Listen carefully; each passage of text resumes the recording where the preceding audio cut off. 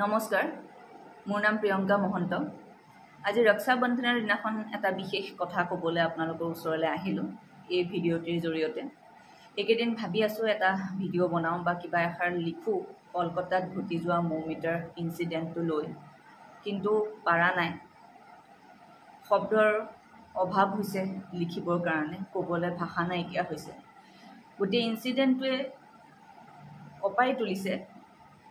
যোনদিনাখন গোটেই ঘটনাটিৰ কথা ভালকৈ গম পাইছোঁ, সেইদিনাখনৰ পৰা ৰাতি শান্তিৰে শুব পৰা নাই। আতংকৰে ভৰি পৰিছে মনটো, যিহেতুকে নিজেও এগৰাকী মহিলা আৰু এটি কন্যা সন্তানৰ মাতৃ।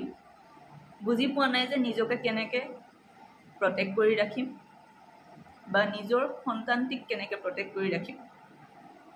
আজি ৰক্ষা বন্ধনৰ দিনাখন সকলো পুৰুষক এটা অনুৰোধ কৰিব বিচাৰিছোঁ, আপোনালোকে বাৰু প্ৰত্যেকগৰাকী নাৰীৰ সুৰক্ষাৰ দায়িত্ব ল'ব পাৰিবনে? যোনদিনাখন আপোনালোকে প্ৰত্যেকগৰাকী নাৰীৰ সুৰক্ষাৰ দায়িত্ব ল'ব, মই জানো 100% পুৰুষ তেনেকুৱা নাই। 100% পুৰুষ যদি তেনেকুৱা থাকিলেহেঁতেন তেতিয়াহ'লে এনেকুৱা ঘটনাসমূহ নঘটিলেহেঁতেন। কিন্তু এটলিষ্ট যদি 90%ও সেই দায়িত্ব লয় নহয়, বাকী 10% পুৰুষে তেনেকুৱা কাম কৰিব নোৱাৰিব বা আপোনালোকে বাধা দি ৰখাব পাৰিব।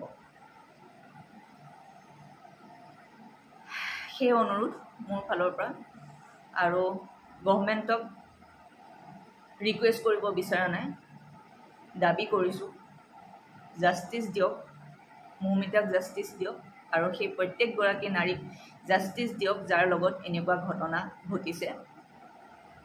আপোনালোকৰ পাৱাৰ বহুত আছে, কিন্তু সেই পাৱাৰেদি কেছটো ঢাকিবলৈ চেষ্টা নকৰিব। সেই পাৱাৰেদি মৌমিতাক জাষ্টিচ দিবলৈ চেষ্টা কৰক। আৰু বেছি ক'লে আৱেগিক হৈ পৰিম। আজিলৈ আহিলোঁ। নমস্কাৰ।